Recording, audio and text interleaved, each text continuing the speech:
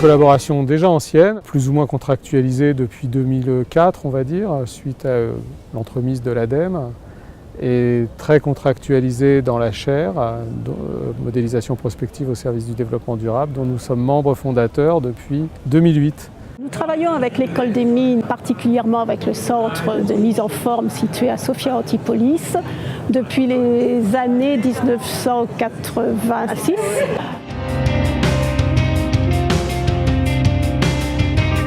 À cette époque-là, Schneider souhaitait réussir sa globalisation grâce à l'énergie, décarboner et de rendre soutenable l'accès à l'énergie pour la population mondiale. Donc la question qui nous est posée dans la chaire aujourd'hui, c'est quelle transition énergétique, pour quel objectif, décarboner, donner un accès à l'énergie, tout ça ensemble, simultanément, et quelles sont les bonnes options technologiques. Je pense que pour qu'une recherche soit profitable, aussi bien aux chercheurs qu'aux industriels, il faut une continuité dans le temps. Il faut fidéliser les équipes et il faut continuer à travailler régulièrement avec eux pour bien se comprendre, pour bien échanger. Travailler dans des contrats multipartenaires, ça permet aussi d'aller plus vite, d'échanger beaucoup plus. Bon, ça fait une douzaine d'années qu'on a appris à travailler ensemble avec le CMA et en particulier en ce qui me concerne avec Nadia Maizi. Nous avons envisagé dès le début une co-construction de la recherche scientifique, c'est-à-dire que si je devais caricaturer l'échange, Schneider apporte sa connaissance autour des systèmes électriques et des conditions d'opération minimales qu'il doit satisfaire pour être opérable. Et Nadia apporte une projection dans le temps qui nous donne une vision stratégique. Il y a vraiment une complémentarité qui se traduit quand même par, je suis assez content de le dire, 65 publications et conférences en commun.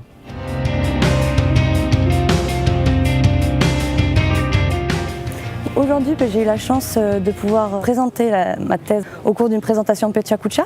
On a 5 minutes pour faire 15 slides avec 20 secondes par slide. La slide change automatiquement, donc c'est une présentation qui est très différente de ce qu'on peut connaître dans le milieu scientifique. Moi, j'ai trouvé ça beaucoup plus impactant au point de vue personnel, donc c'est très sympathique et puis on a eu l'occasion de rencontrer plein de personnes. J'ai eu des conversations très intéressantes aujourd'hui avec des chercheurs, d'industriels et on en ressort. Moi, j'ai un retour plutôt positif sur cette journée, donc je suis contente.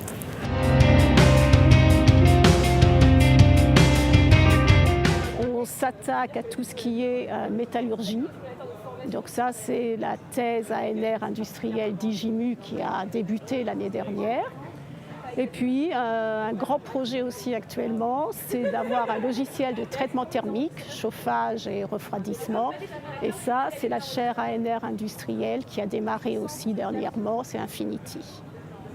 Tout le monde est d'accord avec l'idée maintenant que les systèmes énergétiques et l'usage qu'en fait l'homme sont responsables du dérèglement climatique et qu'il faut décarboner les systèmes électriques. Et la question essentielle pour nous, c'est de ne pas rater cette bifurcation.